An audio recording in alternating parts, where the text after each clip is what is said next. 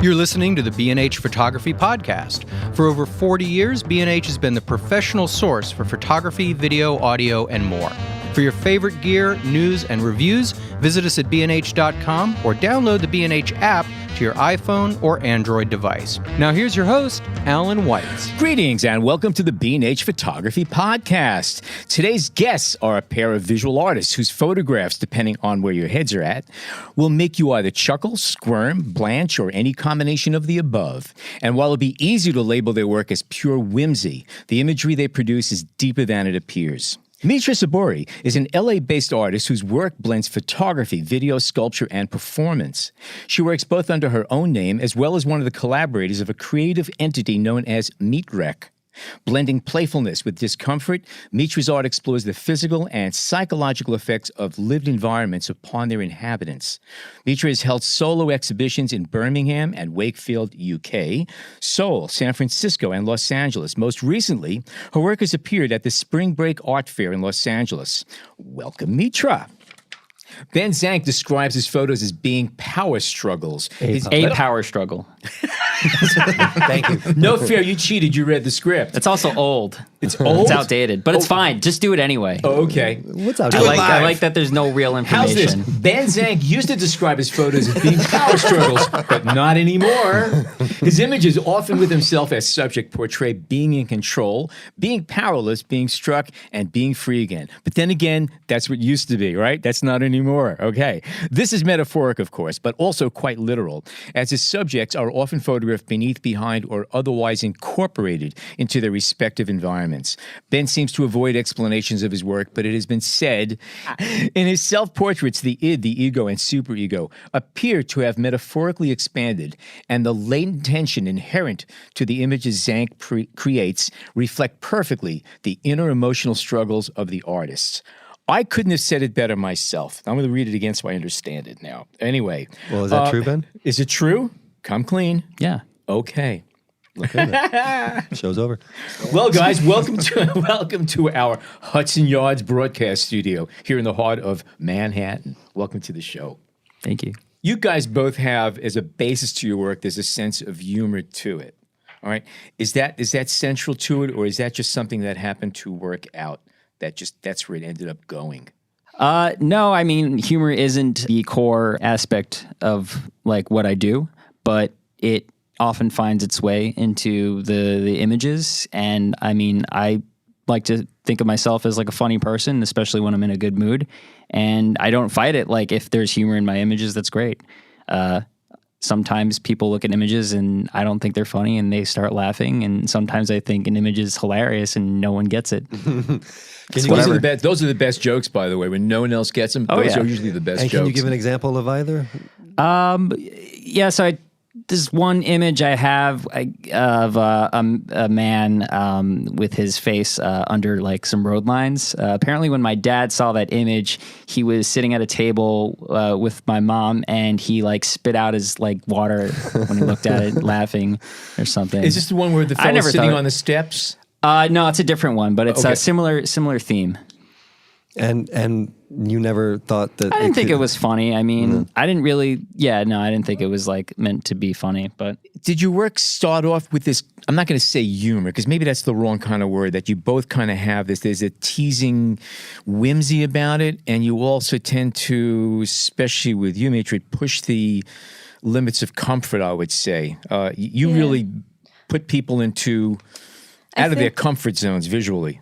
I think with that photo too, with Ben's photo, you could read into it as like the struggle of a man. And I think that in both of our works, we're kind of using laughter as a form of medicine. And it's like that really takes care of other issues. And there's different kinds of humor. There's different kinds of laughter. There's nervous laughter.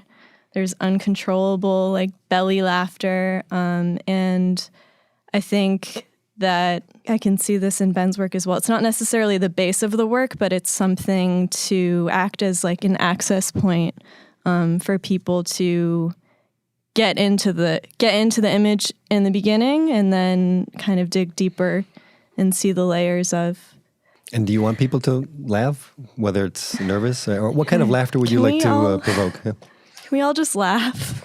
Sure, I laugh right now. Actually, let me ask you something more pointed about that. Yes. When you're working on a lot of these images that you're doing, is part of your end goal the reaction you're going to be getting from these people to watch them, say, at an installation or a show, and just watch their faces? Is that your payoff for this whole thing, or is that part of it equal to the creative aspect of it, of creating the art? Because I would imagine just watching people's reactions could be fun, especially if they're trying to interpret it. Because that's probably one of the funniest things you could do is listen to people interpret your work. Definitely. That's a great point. Really engaged with the audience, and especially now using social media more, there's a much more direct communication between the audience and myself. So though I can't necessarily see their facial expression in reaction to what they're seeing. And I'm curious how Ben uses social media as well, because it's a direct access to your audience, and you can engage with people in a very intimate way, because it's very personal, but it's very removed at the same time because you don't really know what that person looks like. I think people are actually more honest online than in a gallery setting. I think they're less afraid to be critical, which is actually very helpful, and also positive too. I think that people allow themselves to be more vulnerable when they're behind their phone screen. So it does engage the audience in a different way. Yeah, I have a question for you, Mitra. As you said, you find people to be more honest on the internet than in person at a gallery show per se. Your work is very. I think it's so. It has before I say anything else about it, I guess it has a sense of this extreme vulnerability to it, or just it's so intense that it immediately strikes people at their core. So the response that they're going to give is, I would say, an immediate emotional reaction that might actually be outside of their own control. Whereas if they look at something like a painting or a color, they can control it. But when they see your work, they might not be able to control how they react to it. And is that why you find people to be more honest to you? I haven't looked at people's comments on your work, but I think that when people become uncomfortable, they learn something about themselves, because assuming that they continue to live, they have to adapt to that discomfort and find comfort within that setting. So within that new setting, and whether that's physically being there or viewing a piece that makes them uncomfortable, or just having some kind of experience that's outside of what they are normally processing. Would you guys say that there's a goal to some of your pieces? Is there something that you would like for people to come away with? No. Nothing at all? No. Not at all? No. And what if somebody laughs at a piece that you found serious? That's great. That's great? Yeah. And what about the reverse? It's great. It's all great. It's all great? Yeah, it's all great. Okay. So when you're creating a piece, is it ever necessary to kind of ask yourself, how is this going to be received? How is this going to be? Do you ever think twice about what's going to happen after it's put out there? Absolutely. But I don't think I've made anything controversial enough where I really thought that at this time yet. I think for me personally, what I do is so interpretive. I don't really try to put meaning into it. It's just a visual interaction that I'm having with the environment at the time. Okay. And sometimes an idea that might pertain to a relevant event going on in society, it might happen, but most of the time I'm just reacting to my environment. Mm-hmm. All right. Well, I kind of find both of the work that you both do, whether it's meatwreck or your personal work or Ben, your work, that there's humor in there, and I call that, I find that a good thing. Let's say you're out in process and you have an idea, and maybe it strikes you as whimsical, funny. I don't know. Does that affect the way you're going to go forward when you make the piece? I mean, do you think, okay, well, this was funny, and now I'm 3 days into it and making it, and I'm just not. It's not so funny anymore. Does that come into play at all when you're thinking about your work? Earlier on, when I was first just getting into photography, and when I actually first started pursuing photography as not just photography, but as an art, I was very focused on doing stuff that would appear as very serious or very dark. Like when I first started like posting work to the internet, I did like posts on Reddit would say, "This is my dark, surreal photography." Like I didn't want it to be taken like humorous at all. I wanted it to be, considered very serious. And now when I do something, I don't really care at all. Like I recently shot in the desert and I didn't have many ideas, but I mean, one photo I did, I was wearing like socks on my hands, and then I like made a duplicate and I wore them on my head, or just, I didn't care how ridiculous it was. I think the more ridiculous, the better. And people might look at it and they might not laugh, but like, it's funny to me. So, I mean, as long as I'm having fun when I do it, it's fun. I think it's a really good moment to let go of a work when it brings you joy as the creator. Absolutely. I really like to make work that I also am amused by. Do you go back and look at some of your work and still get a chuckle? Or is it once it's past, it's past? Yeah, some of it. If I'm far enough removed from it, I think now I can go back. I feel like you can view life with humor or with depression. Like those are kind of the options. And so when you get an idea stuck in your head, you can work through it in one of those ways. And it's really valuable to be able to laugh at yourself. Have there been any photographs or images that you've worked, this could be for either one of you also, that, again, were whimsical to start, but looking back on it, you realize it was kind of painful because, it's easy to laugh off problems and kind of joke about things that we don't want to deal with. And have either one of you found in a position where you're looking at this picture and go, no, that was really not a funny picture. I was really dealing with some heavy stuff back then and didn't want to deal with it, or anything like that? Yes. You got a chuckle out of that one. Yes, definitely have been there. Is that a nervous chuckle?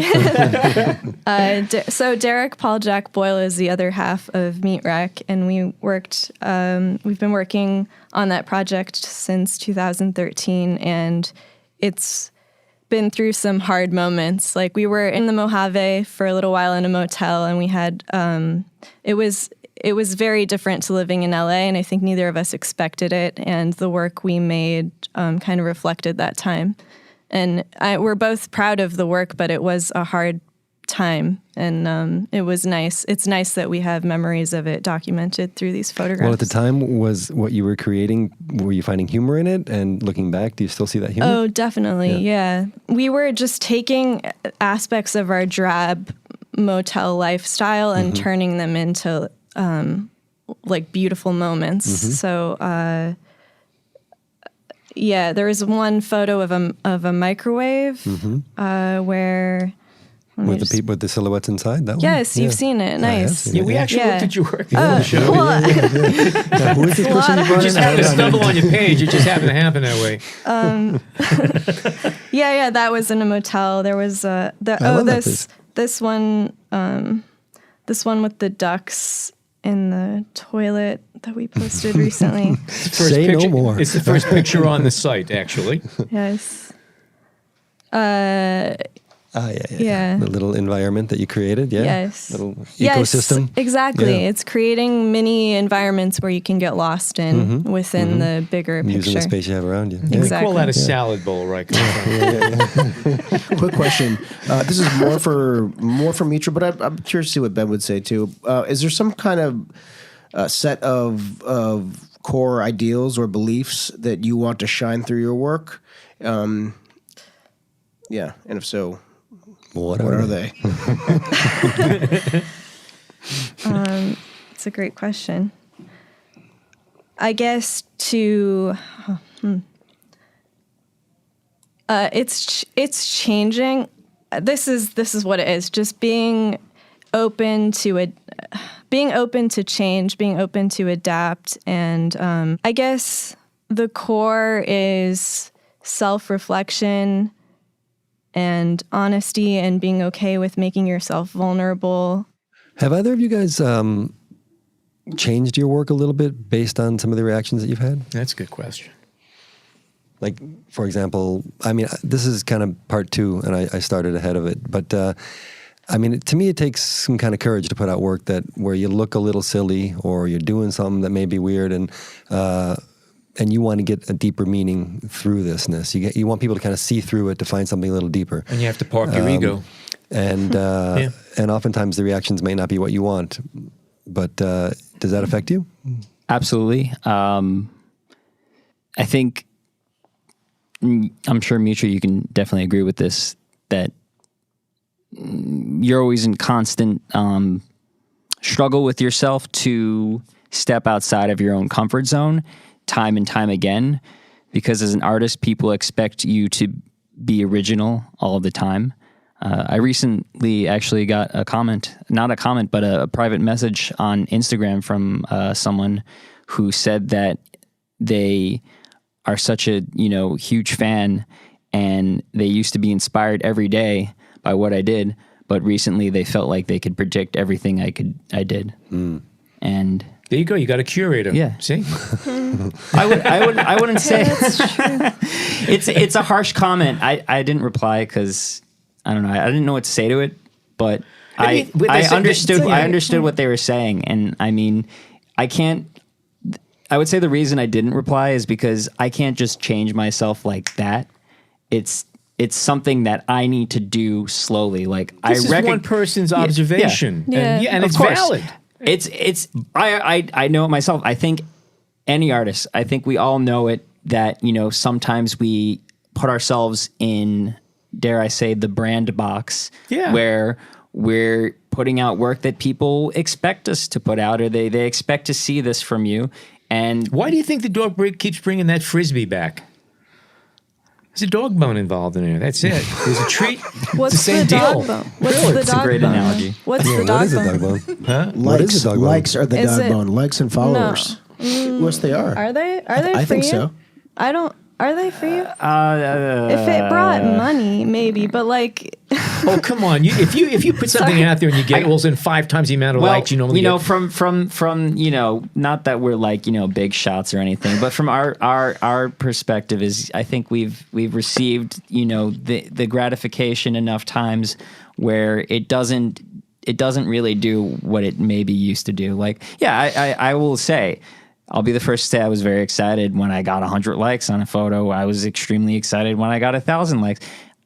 Now, I don't really care. I mean, 20%, 30% of those likes are bots, and the other 30% are people who are just pressing like so you can look at their image. And then maybe, 30% are people who actually like look at the work and care. So it's a small sample size of people who are actually paying attention. The comments themselves are also just people who are hoping that you will, respond and look at their work. Well, what would be the bone? What do you want to get from your work? Well, social media is an excellent tool for showing your platform. It's helped me, and it's helped many people. It's helped any artist these days. I mean, I couldn't imagine what it would be like, 20 years ago, 25 years ago, before the internet, to make a living as an artist. You had to know the right people. Now you can just blast your stuff out on the internet and go viral. It's an excellent tool for promoting yourself. 25 years ago, either you had a gallery show or you painted the side of subway cars. That was your choice. Precisely. And it's great. I love it, but I recognize that it's not the end all and be all to things. And something that I've struggled with is finding a way to remove myself from social media to a point where I can, operate on like a real world level in the, dare I say, the art industry, rather than just throwing an image on Instagram and hoping that the right people see it, because there's a lot more separate to. just separate of social media. Yeah. What is the desired goal? What is the desired reaction? I mean, you just said 1/3 of what people say to you may count. The rest maybe not. How would you like people to react to your work? Well, that's the thing is I don't really. I mean, you want people to react positively, but I think you mostly just want people to react. I think if you were to imagine if you made something and it became extremely popular, and by extremely popular, I don't know, CNN said that what you did was heinous. Or what you did was evil. Wow. But you still got the media attention. You're getting clicks on that one for sure. Yeah, you still get the clicks. It might not be positive, but you're still getting the attention. I mean, some artist might think that's great. I mean, I think a lot of people want, the positive reaction, and people want to hear the validation. They want to say, "Oh, I love this," but at the end of the day, you get that all the time. So it's refreshing to hear the honesty. As long as people are engaging with it, then I think that's great. And not everyone's going to want to engage with every artist's work. Do you guys have fun when you're making your work? Do you enjoy Sometimes it's miserable, and sometimes it's fantastic. Mitra? Do I have fun? Yes. Yes, I have fun. Yes, it is. You didn't hesitate on that at all. There's a lot of hesitation. Every other question, this one right for it. It's a long process, but making a piece is a long process. But actually, having a camera in my hands is the time that I feel the most relaxed. So, in that moment, yes, it's extremely enjoyable. I do tend to rabbit hole a lot with editing. I get into my own little world with my computer, but it is. It's a cycle of emotion. Can we go back to talking about the value? Value of art, because that was an interesting point you brought up, Jason, about the likes and comments. The value of Instagram as a social currency? The value of instant validation. Instagramification? Instagramification. There you go. Yeah, that's it.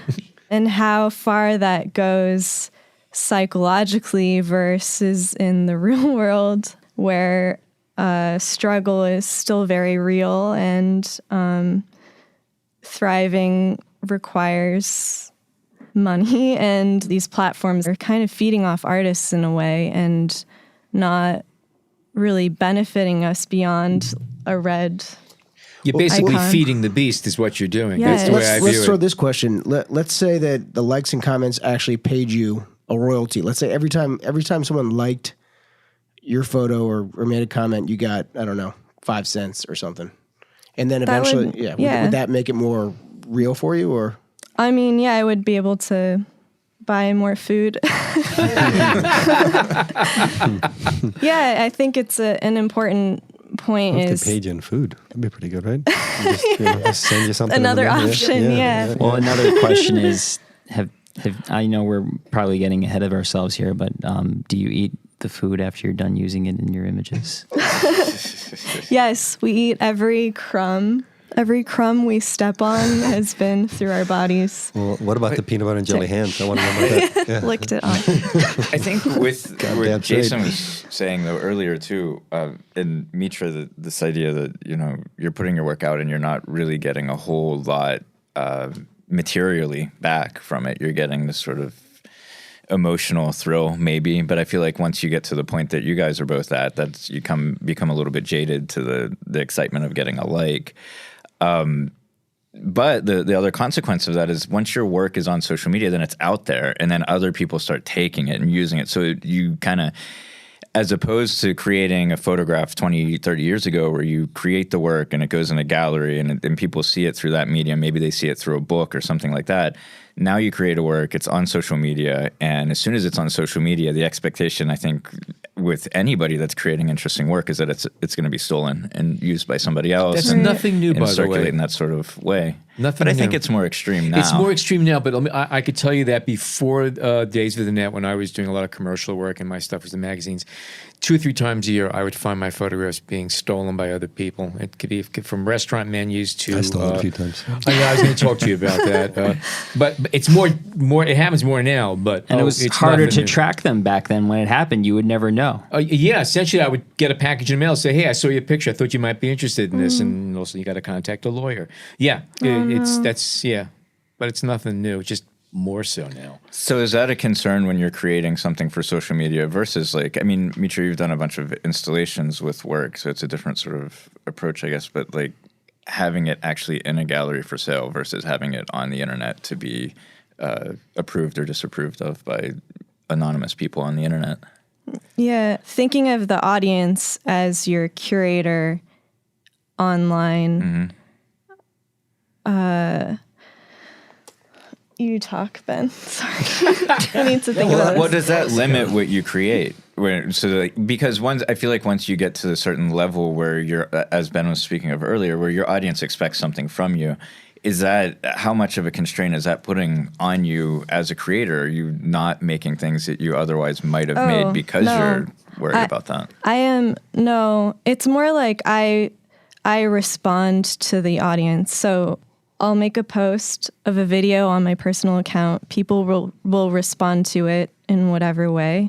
And then the next video will be in response to them. So it's like a direct dialogue that I'm having with them. I'm actually taking phone calls now from strangers on the internet. I like that. But I do want to jump back a little bit to this idea of humor. And despite the fact that you both said, I do care, I don't care, it is funny, it isn't funny, you guys' works are funny. I mean, the stuff is amusing. I mean, it doesn't mean that there's not other deeper things going on, but I don't see how you can't say that when you look at some of this work that you don't get a chuckle. So I kind of just want to know, like, as you're creating this work, or maybe I'm repeating the same question, but how funny do you think it is? How do you guys work through this? Let's say, let's get back to the peanut butter and jelly and the hands. I mean, were you guys busting up when you were making this stuff? I mean, were you thinking about it? Were you thinking, okay, this is going to be funny? And then when you saw it out there, I mean, if say it wasn't your own piece and you saw that, would you react with humor? How would you? Yeah, definitely. Definitely. And Derek and I had a lot of fun making a lot of the pieces. It's important to not take yourself too seriously. I think laughing puts you more in the present moment too. Like you're more aware of your body and your senses and what's happening when you're just being amused by something. So yeah, I think you said important. it well before earlier. It's kind of an entryway too. People will see it. I mean, I can speak personally. Yeah. You see something and you oh wow, that's funny, and then you take another look and then you think about it a little bit more, and then when you see the whole body of work and you see there's a lot of things like that. All right, then you dig in deeper. Exactly. So, I mean, it is The kind of an basis entryway. of comedy, much comedy, is social commentary. Turn on any late night show, all the jokes, it's social commentary, and that's kind of like what you guys are doing in a different channel. I think with laughter too, that sort of it's a visceral response. When you see something funny, you laugh before you think that you're laughing. And I think with some of your video stuff too, Mitra, you've shown me video pieces before that make me so uncomfortable I don't even want to watch them because it's this sort of visceral, like, ugh, like why are you doing that sort of thing where you can almost feel what you're doing. And so I feel like that sort of pervades a lot of the different work, this sort of instant sort of strikes you immediately. For example? Like with the piece where you had the extended nails where you're jamming the fake nail into the crevice of a floor, I think it was, right? Filing it in the grout. The crowd of a bathroom. Extremely uncomfortable. And I've never even had a manicure. See, I found that funny. Good.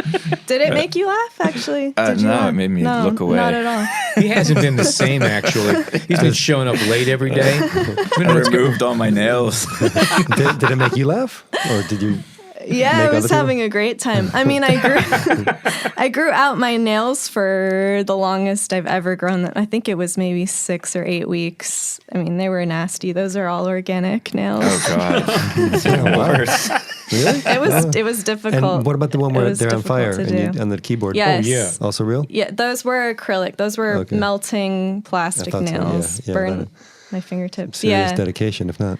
I reshot that one so many times too. It's a You process. just trying to get it right? Oh. Yeah. Just torturing myself. Okay, we're going to take a short break for traffic and weather. And when we come back, we're going to be talking more with Ben and Mitra. Stay tuned. We hope you're enjoying this edition of the B&H Photography Podcast. Send us a tweet at BHPhotoVideo, #BHPhotoPodcast. All right, Ben, so what's happening in the Cross Bronx Expressway as we speak? So far, 2 taxis collided into each other. I got hit by 3 buses. Other than that, the traffic's flowing well. We made about $1.2 million at the toll, so it's going great. There you go. All right, another day in the Big Apple. And Mitra, weather in the Big Apple. What is it today? It is nice. There you have it. Okay, we are back. John, you have a question. Well, it's something I asked a bit earlier, and I hope I can get back to it here, which is, does it take courage to put this work out? Do you feel that it's hard? Are you taking a risk? Yes. Is it hard to put some work out? Yes. I get ideas stuck in my head that I feel like I need to expel in a way. Like I get these ideas that I repeat over and over and over again. And so, yeah, it is difficult sometimes. I feel really vulnerable sometimes. Of course, a lot of them are sort of silly and some are embarrassing, and it's really not predictable how people will respond. And in that way, it's pretty daunting sometimes, but it's also really rewarding too, to throw yourself out there and see how And what it's about received. that feeling that you have? Let's say you are a little not sure that you want to release it, or you feel it may be a bit embarrassing or whatever, and it's out there, and some responses are good, some are bad, and now flash forward 6 months. How do you still feel that same sense, or is it just all, now that it's out, it's all done, it's all good? Is that fair to say sometimes, that once you get it out there? Yeah. Sometimes I go back and edit. Sometimes I will rework something, or moving it in a different context kind of changes it, and it can morph into something else. Yeah, I want to ask to maybe both of you the same question, though. This is, you have the moment of inspiration, you have this feeling that you want to get out, some idea, and then you go back to it, it comes back and forth. Can you talk about that time period between that moment of inspiration and when you finally decide, okay, I am going to put this out? And that may involve, many takes, going back, doing something over again, going back and forth. But how do you have to come to terms with that idea or appreciate that idea before you let it out? Does that make sense? If, let's say you have an idea for something, what sustains that idea to make it a final piece? If I can pull it off. Unfortunately, a lot of the ideas that I get are, constrained by the laws of the land, really. Very limited space to work with here in New York. I don't have a studio, and if I did have a studio, I probably wouldn't really want to use it anyway. I'd like working on location, and there's unfortunately a very limited amount of public space that you can access to create certain things, and the NYPD are very observant people, so they'll track you down. So a lot of the things that I do, I try to do them as quickly as possible. Sometimes I've been very fortunate to stumble upon these very fleeting moments of urban destruction, because the bureaucratic nature of the city is to fix everything as soon as possible. So if you see a crack or a hole, or there's construction going on, so there's poles or there's wires on the street, and there's this limited amount of time that you can use that. You can use those as props or tools. But is that often your moment of inspiration? You're out for a walk and you see something on the street that is broken and doesn't look right, and you're like, I got to get to that. And the camera's always with you? Oh God, no. But these are these are things that take time. I mean, you I come used to back bring to the it. camera with me everywhere. Now it's like, oh God, I can't bring it. It's heavy. But big. some of the work that we're familiar with, Yeah. Is it any of it been shot on site on that moment? Like, okay, you know what? I need to do that now. If I have the camera with me, yeah, absolutely. Okay. I remember speaking to you before where you were saying you were on a shoot and it was sort of some of your compositions come out of chance encounters with you're walking around with in that case you have a model with you see something that looks interesting and you make the shot kind of on the spot. So it seems very organic in that sort of context maybe. Yeah, 100%. And just going back to the whole creation process, I would say like one of my biggest regrets of like not getting an image was last year there was this phenomenon where a manhole was overflowing with water, and it was like that for 2 weeks, and I waited like a week and a half before I went and purchased a crowbar to get the manhole off, and then I was gonna do an image where I would submerge myself in the water. And when I finally I had my friend come with me to help me pull it off because manholes are pretty heavy, and it was in the middle of the street. It was it's a summer day, so there's a lot of people walking around. I got the manhole off, and the water just. It started flooding the entire street. Like it was just an insane amount of water. Like it literally, like almost a geyser. Oh my God. And someone like walked by and they're like, you be careful, you get electrocuted in there. And like immediately I was just like, I don't want to die for this. Like I want this photo, but I really don't want to die right now. Like maybe another time. So I put the manhole back on. So there is a limit to your commitment, is what you're saying. There's a limit. Oh, okay. But the saddest part is that I thought about it for a week, and I mean, not 2 days later, they fixed it. It was gone, completely gone. And that's the nature of the city. Is have you thought about recreating some of these things? If I see it again, I will do it. But how about just recreating it, like building it yourself, trying to figure something like that out? Is that part of the process? I mean, would that make it your work? Or? I always thought about that. Like I've talked to people about getting budgets for creating a set. I don't want to go ahead of myself, but like an artist that I'm very fond of, Alex Prager, she makes these very huge sets, and she works with almost hundreds and hundreds of extras to create these tableaus.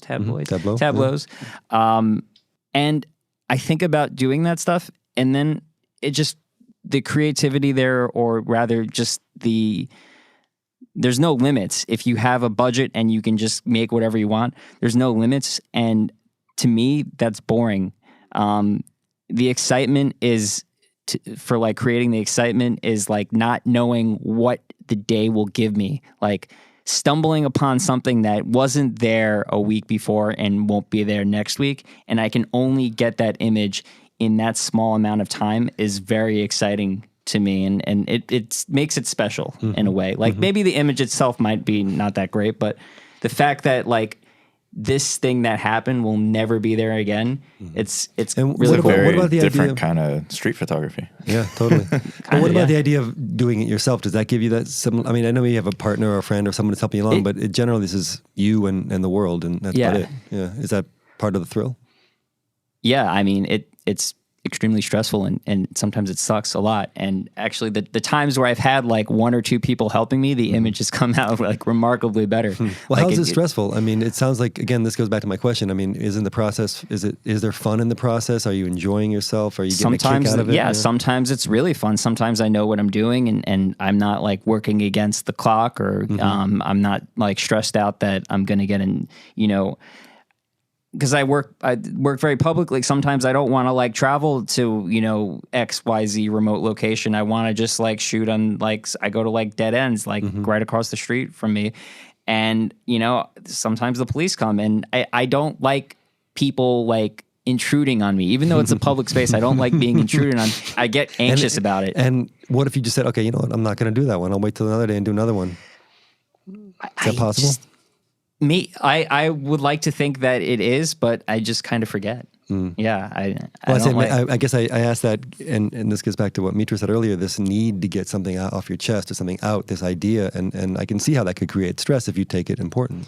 For me, it's not like this one idea, but rather just a need to like produce something at that time. Like if sometimes, very rarely, it happens and it's great when it does, do I have like a very, specific goal in mind? Mm-hmm. And I may, take, greater steps to accomplish that. But most of the time, there's just that gut feeling that you need to get out there and like make something. It's interesting. You just to go back on one thought you have. To me, one of the most electrifying parts of the creative process is when I'm in the midst of working and I hear the police approaching and pulling out their guns. That to me is that is the moment for me. It's funny. Actually, on a more serious note, we're talking a lot about fine art here and creating artistic pieces and stuff like that. What about commercial work? Because I could see each of you doing work that could very easily be used editorially and commercially, especially like medical and psychological stuff. No joking around. Especially your pictures, I look at them and I could see these being photo illustrations for stories about all kinds of medical conditions and stuff like that. Yeah. Have you tapped health that? Insurance? Yeah, great. Yeah, lots of money in that. Sounds great. Love plugging it in. Love to do that kind of stuff. No, seriously, your stuff is just, again, it's clean. It would be easy to drop text onto, even though, of course, photographers don't want to know about text going on their pictures. Yeah, but you do have a lot of open spaces that would just lend themselves to editorial or advertising kind of work. Sure. Have you approached them? I don't. That's, well, going back to like myself as, someone who has gotten popular on social media, like I'm not that fluent in real world marketing. Unfortunately, and just cold calling these businesses is not what I like to do. I personally like to sit back and it's not. I don't recommend it to anyone, but I like to sit back and wait for people to come to me. And if they don't, then I'll just like find something to pay the bills in between. But I like to play by my terms. I've been very fortunate in terms of commissions and commercial work coming to me where they sort of buy into my... So you do have commercial work? Yeah. Oh, okay. And all right. I know, and once again, I've been very, very fortunate that these brands that have reached out to me have wanted to... They want to do what I do. Like they're very excited to just have me do whatever, and that's great. I think I did one job where they're like, and it was like my idea was like with the road line thing. It was like for a car company. And they're like, this is what you're going to do. I'm like, okay. And it was very crazy experience. I was up till 9 a.m. like talking to a guy in Germany trying to get this done.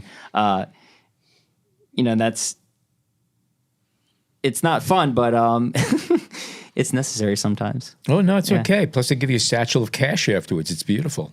So euros. What about yourself? Have you been doing any commercial work, or have people approached you? Yes, people have approached meatwreck. We did an ad for Gucci once. That was a lot of fun to do. Okay. They're really great arts advocates. They work with a lot of artists, which is really nice. It's something I'm not closed to as long as I really feel comfortable with the brand and support the brand and their mission.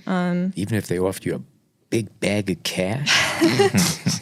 Come on. It hasn't happened yet. But if it did, what would be the ideal venue for your work? I mean, if you could just kind of fantasize a bit as to where your work would be in its highest locale. Big gallery with some big white walls. All right. Same? No, but I don't. Oh, okay, what color walls do you want? Okay. I don't know. That's a great question, actually. The ideal venue. I mean, I'm. This might sound kitschy, but I'm actually really enjoying Instagram right now. Mm-hmm.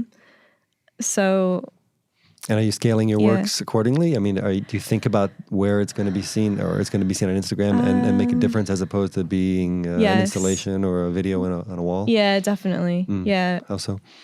I keep the videos short for now because I know attention span is definitely a factor. In terms of the content, I am asking people questions and they're responding. Where in engagement factor. Engagement is really nice. Where in a gallery context, it would be more difficult to do that. This is just me like complimenting you a bit, but like I think your work is so strong that it doesn't matter if it's shown big or small, that the message is just so clear either way. Like I could imagine some of the meatwreck images like being printed, I don't know if you have, but being printed, 40 by 40 or larger, and they would look amazing. But even just seeing them on my 2-inch screen that has a home button, they're still really powerful. Thanks. We did a couple of residencies.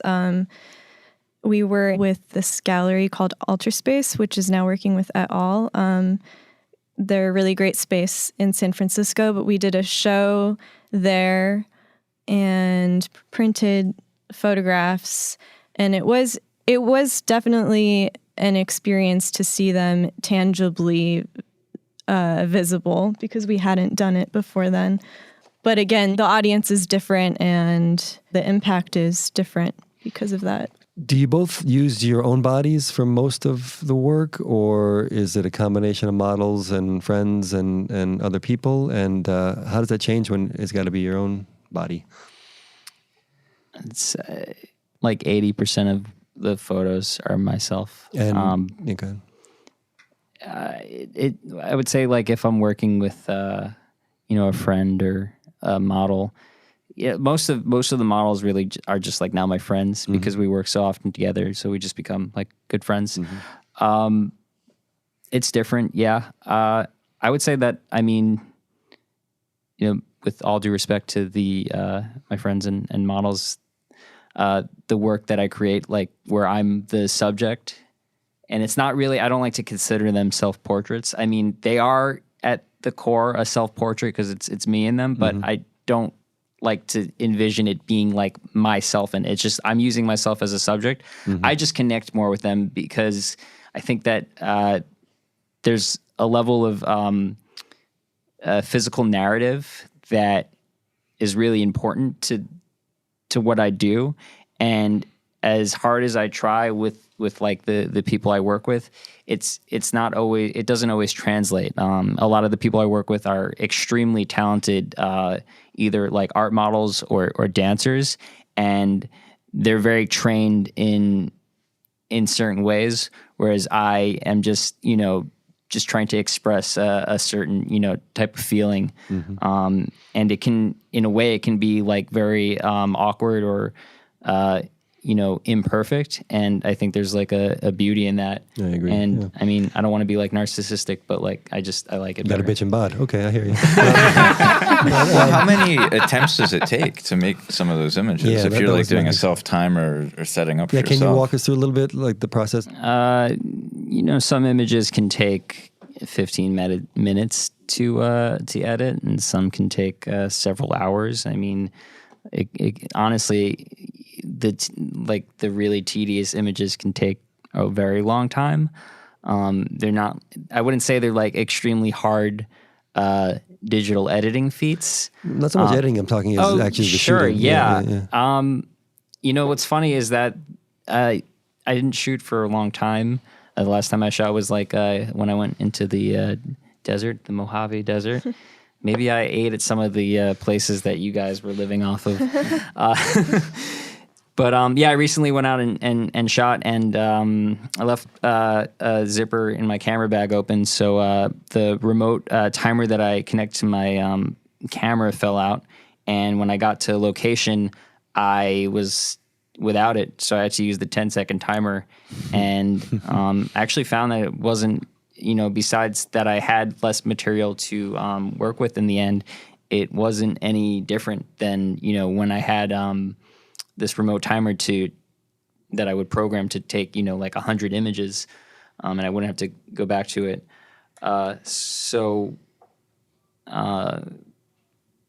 Well, I would imagine Yeah. there's logistical concerns too when you're making a photograph of your type in New York, where you're setting up your camera on a tripod and then you're putting yourself in a completely ridiculous position where it's not like if someone walks by and just grabs it and runs, you're not going to be able to just hop down, you know? Oh yeah, I'm not worried about anyone stealing the camera. I mean, I always feel like more comfortable when I have someone else with me. It makes things just seem like more like official, and like, you know, it makes things seem safer. Sometimes you know, I may have the camera like in a place where people can't see it, and then it literally looks like there's like some weird shit going down, like seriously, I've just like had the camera like off to the side, and then I went and like laid down in the road, and you know, there were like cars, and I would have to like immediately get up, and I mean, I don't know what these people are thinking, but there's a guy, you know, lying down on the road, like, is he trying to you know, end himself? Like, these are questions that like they're almost like performance pieces for these random strangers. Like, what is this person doing? Especially when they don't see the camera. Yeah. I try to leave the camera as in view as possible, but sometimes that's just something that that happens. And what do you think about like the standard photographic techniques of lighting and composition, and how much, I mean, composition clearly is pretty important, but how often do you think about that stuff? And let's say if something's underexposed, overexposed, are you going to worry about that too much? The thing that I think about most is just the weather. The weather is a really important factor to me. I always work with natural light, and I like to shoot on overcast days because I just like the images to have an all-around like balance to them. Mm-hmm. I find that like when the certain overcast, or just like not or the end of the day, not necessarily like that golden, you know, hour, but just when, you know, the light is soft and it sort of puts the image in an environment where you can't always like place like what's going on. It almost seems like it isn't where it should be, you know, rather like if you shoot, you know, like on a 70-degree sunny day in the middle of the day, you're like, oh, it's 70 degrees out and sunny. Right. But if you shoot, you know, on like a 70-degree and cloudy day, and the light is just in that place, you don't know if it's inside or outside. And also, I you know, I'm very shameless about, you know, saying that I do like to do photo editing. Like, I spend a lot of time in Photoshop. I don't think there's anything wrong with it. Not a traditionalist or Puritan in any way. Mitra, what about, can I ask you a little bit about like your camera setups and what you use, and do you change for whatever projects you're working on, or is it just whatever? Yeah. With meatwreck, Derek and I use a Nikon D800, and with my own personal work, I use a camcorder. Mm-hmm. It's a Sony. Should I give the model name? If you want to. I don't really care. What's her name? I don't know. And what about lens choices? Does that come into play, or you just use basic standard lenses? Do you change for? We have a fixed. We have a zoom lens and a fixed lens. Yeah, depends on the subject matter, definitely. I used to use the 51.4 all the time. Mm-hmm. That was the only lens I used, and then I ended up getting a 24-105 4L lens of a Canon, and that's like literally the only lens I use now. Okay. It's great. What is it about that you preferred over the 50? I'm just curious. When I first got into photography, I was obsessed with the bokeh or the bokeh. I was everything bokeh. Had to be bokeh. Sure. Everything had to be 1.4. The background had to be blurred, and now I need everything to be in focus. Like I can't have anything out of focus. Interesting. And Mitra, I know with meatwreck you collaborate, but do you work with other people regularly on your own projects? Do you have assistants? Or is it mostly? No, is it's the point all me. To be you? I am open to collaboration. I do enjoy working by myself. I think I can I really rabbit hole when I'm working. So I'll like record a sentiment, I'll audio record a sentiment, and then kind of think of the best way to convey it. so a lot of the work is just with me and the camera and just like thinking and writing a lot. And then, using my own body because I can manipulate it in whatever way that I want. Have you tried to work with a model and explain what you'd like, and I've worked with a couple of people, and I enjoyed it, but I feel like I can't tell them exactly what I would like them to do, because it's often too much. Yeah. So and also I enjoy working through these things and like processing them myself. Yeah. Ideally my body would be disposable and I could clean it off, get another one. Yeah. Yeah. Yeah, but I put myself in kind of precarious settings. It's like a personal challenge for me to do, which is why I use my body. We're kind of getting close to them, but I want to get back to a question I've asked a few times in maybe different forms. But this idea of kind of sustaining an idea from that moment of inspiration until it's a done deal. Can you talk about that a little bit in terms of what will sustain it? I mean, if it takes days, weeks, whatever it happens to be. I think timing is really important, and not giving up on a piece until I feel like it's the right moment to release it. So like a lot of things kind of have to come together in one moment. So there's one video that I did where I say, do you like instant gratification or would you rather earn it? And I worked on that piece for so long, it became kind of a paradox. I am like applying lipstick onto my mouth, and as I'm saying, do you like instant gratification? It goes onto my teeth, and then I eventually eat the lipstick, as in I'm earning it. I shot this piece maybe like 12 times over the course of a month, and each time I shot it, something would change slightly, and then I would watch it again and think, how can I make this a better version of itself? And it wasn't until like I felt fully satisfied by it where I released it. I think that moment of truth and honesty when you let go of a work is really important, and that kind of determines when I let go of a piece. Would it bother you guys if somebody laughed at a piece or laughed with a piece that you never intended to be funny? No, that wouldn't bother me. I would enjoy that. Okay. Any audible response is very welcomed. Right. Yeah. Okay. I think I know your answer, but you can... I think I would find it hilarious that someone found something hilarious that I didn't find hilarious. Okay, we are wrapping up another fine show. Guys, any opening shows, things coming up, publications? I was just invited to a residency in Copenhagen, which will be for 3 months. Wow, that's nice. Great. Yeah, I will be living in Copenhagen. When's that? It's next spring, summer. That's incredible. And yeah, I'm going to be making a film, so that will be exciting, like a longer film with a little girl. Mm-hmm. A 2-year-old girl, 3-year-old girl now, who is named Mitra. Really? It will be totally surreal. Yes. Sounds great. Yes. So if people want to see your work, your websites and Instagram, Ben, yours is? You can find me at www.benzank.com, or you can go on Instagram at benzank, Zank. Okay. And Mitra? You can find me on Instagram. It's Mitra. Mitra? Medication. Okay, one word. Okay. Yes. Okay. Good stuff. All righty. And also all of these addresses will be on the B&H podcast website and the B&H Facebook group page, which is now up and running with hundreds of members. A lot of people joining up. If you're not a subscriber to the B&H Photography Podcast, head on over to Apple Podcasts, Google Podcasts, Stitcher, Overcast, or Spotify. And you can always find us on the B&H Explorer website and the B&H Photography Photography Podcast Facebook group page and tell them Al sent you.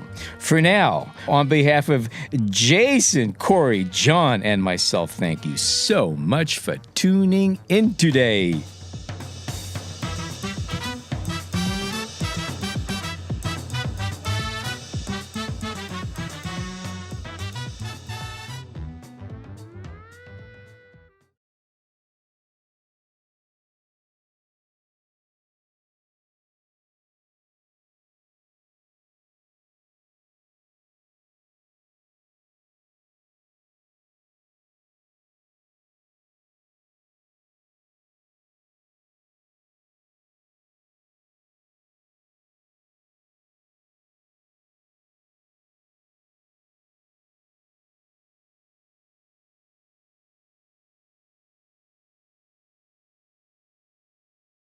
Hi, we're alone now.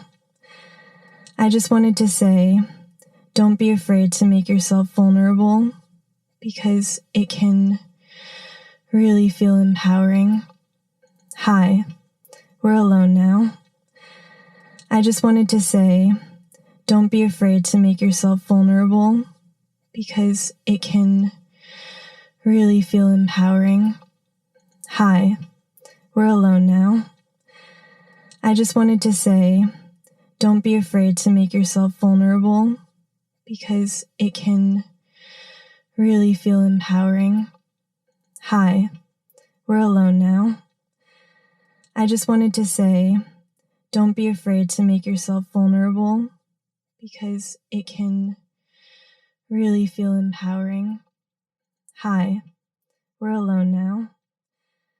I just wanted to say, don't be afraid to make yourself vulnerable because it can really feel empowering.